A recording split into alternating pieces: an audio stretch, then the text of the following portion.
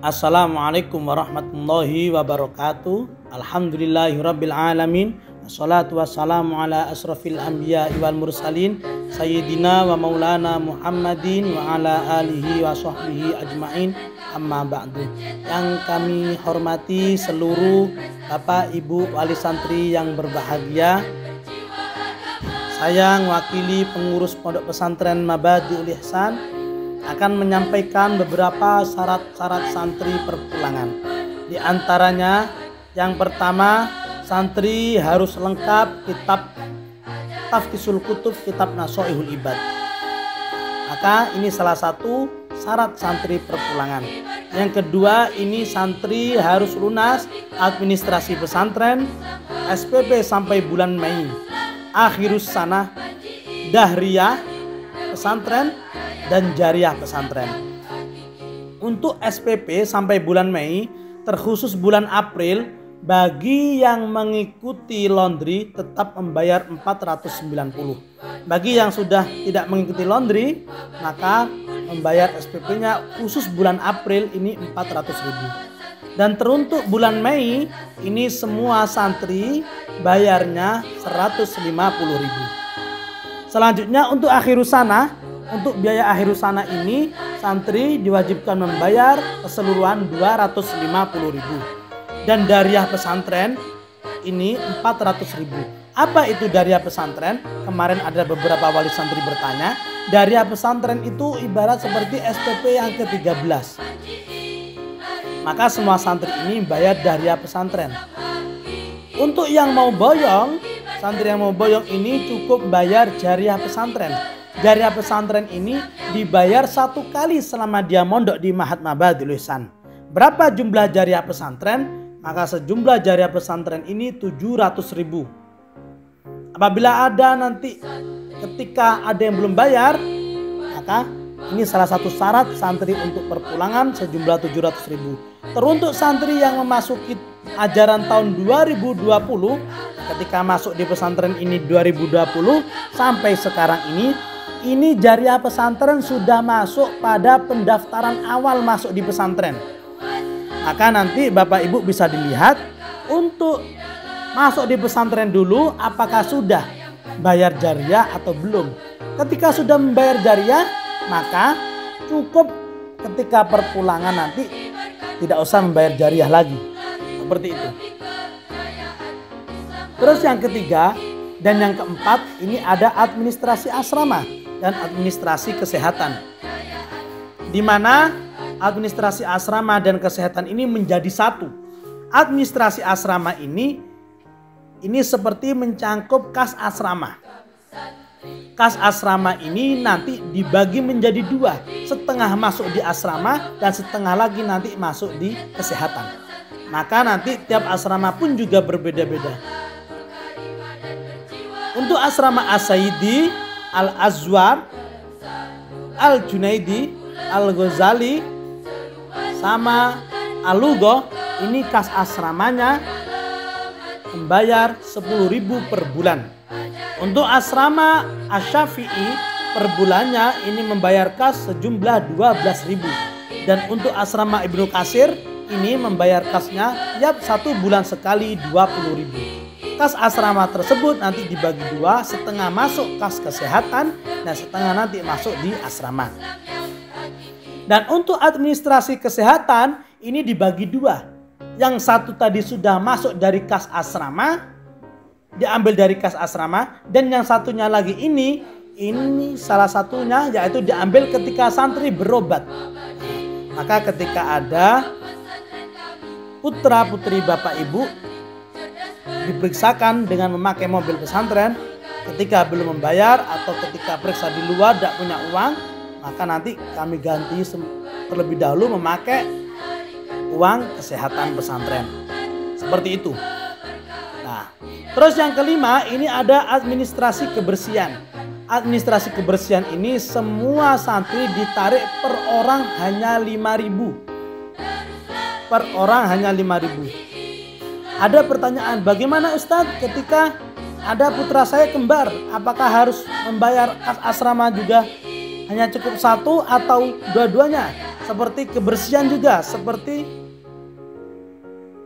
kesehatan. Sama, ketika walaupun putranya kembar, tetap ini perorangan. Nonton nggih? Terus yang selanjutnya, untuk tanggungan keamanan. Tanggungan keamanan ini mencakup ketika putra putri bapak ibu izin selama 5 hari, diizinkan pesantren 3 hari atau 5 hari. Seperti contoh, diizinkan 5 hari, akan tetapi dia telat terlambatnya sampai 6 hari. Maka 1 hari keterlambatan ini tanpa ada konfirmasi dari pihak asrama sama keamanan, maka nanti ini termasuk denda. Sanksi dari keamanan, ini ada denda dari keamanan. Seperti itu. Terus yang selanjutnya, yang ketujuh, yaitu santri harus lengkap taftisul kutub kitab Ramadan. Maka ini ada pengajian di bulan Ramadan, ini santri-santri kitabnya harus keadaan full. Terus yang kedelapan, ini harus lunas biaya supercamp. Biaya supercamp ini tiap santri ini ditarik 50.000. 35.000 ini diambil dari kaos dan 15.000 ini diambil dari konsumsi. Ada konsumsi tambahan dari supercamp yang biasanya kita di pondok itu 2 kali makan, di supercamp 3 kali kita makan. Terus yang ke-9 ini ada bebas tanggungan laundry. Bebas tanggungan laundry. Nah, ini nanti pembayarannya bisa dibayar jadi satu pada administrasi pesantren. Dengan syarat nanti orang tua mengirimkan bukti transfernya kepada pihak penanggung jawab laundry. Di sini penanggung jawab laundrynya Ustadz Ma'ruf Ali. Nanti ketika mau menjemput putranya atau bisa lewat WA, nanti bukti transfernya bisa dikirim di sini. Terus yang ke-10, ini santri harus selesai hafalannya. Nah, di sini ada hafalan santri, yaitu santri mondok 1 tahun wajib hafal wirid setelah sholat dan harus hafal Yasin. Jadi tiap tahun ini akan bertambah. Santri mondok 2 tahun juga sama.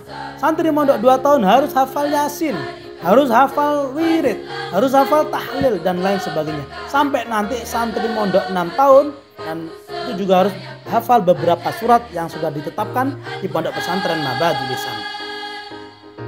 Yang ke-11, ini santri harus lunas kalender.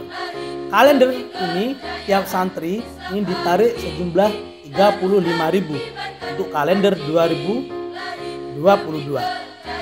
Terus yang selanjutnya, yang ke-12 ini ada tanggungan antar santri. Nah, ini ada usulan dari beberapa santri yang memang usul langsung kepada pengurus pesantren. Itu untuk tanggungan antar santri apa? Ini tanggungan santri ke santri. Jadi seperti tahun dulu itu kami adakan tanggungan santri ke santri. Santri meminjam uang ke temennya sampai gak dibayar. Santri yang meminjamkan ini takut untuk menagih. Maka ini nanti tanggungan dari pesantren kita buatkan, kita masukkan di salah satu syarat perpulangan. Maka ketika ada putranya bapak ibu punya hutang ke sesama santri, maka tidak akan kami perpulangkan sebelum tanggungan antara santrinya ini diselesaikan. Walaupun ada yang mau boyong, maka ketika masih ada tanggungan antar santri, maka kami berlambat dalam perpulangannya. Ini adalah 12 syarat-syarat perpulangan santri. Ketika bapak ibu putranya sudah selesai 12 dari tanggungan santri semuanya, maka nanti akan buku tanggungannya akan disetorkan kepada kepala pesantren. Dan kepada kepala pesantren nanti akan ada beberapa masukan dan nanti sekaligus akan diberikan buku kontrol liburan santri. Buku kontrol liburan santri ini akan dibagikan kepada wali santri semuanya. Jadi ketika anak-anak pulang, maka tetap kegiatan pesantren kami jalankan, cuma yang mengondisikan di rumah ini dari bapak ibu semuanya. Maka nanti ini ada salah satu buku kontrolnya. Ini buku kontrol, salah satu buku kontrol syarat perpulangan. Nanti juga bisa lihat di layar buku kontrolnya. Nanti bapak ibu tidak akan bisa keluar pesantren tidak akan bisa keluar gerbang ketika tidak membawa syarat perpulangan. Syarat perpulangannya yaitu buku kontrol tersebut. Maka meskipun nanti sudah lunas semua, kok buku kontrolnya tidak dibawa keluar, maka dari satpam depan pun akan kesulitan untuk pulang. Karena syarat perpulangan itu ada di buku kontrol yang dipegang langsung sama kepala pesantren. Buku kontrol ini tiap santri nanti ditariki 25.000. Tapi ini bukan dari santri yang membayar. Yang membayar nanti dari wali santri masing-masing. Terkecuali yang rumahnya Bali atau di luar Jawa yang memang tidak bisa dijemput, itu pengecualian. Selain itu semua nanti yang membayar langsung dari wali santri. Karena apa? Ada beberapa wali santri yang akan diberikan masukan dan arahan oleh pihak pesantren. Bapak Ibu yang dimuliakan oleh Allah, Bapak Ibu yang kami hormati, inilah beberapa syarat-syarat dari perpulangan santri. Ketika nanti ada yang mau ditanyakan, kami akan mengirimkan nomor-nomor dari penanggung jawab dari tiap kolom yang ada di sini. Mungkin itu aja dari saya. Mohon maaf bila ada kesalahan tutur kata. Saya Eko Hayudi, pengurus Pondok Pesantren Nabaatul Ihsan. Sekian dari kami. Wassalamualaikum warahmatullahi wabarakatuh.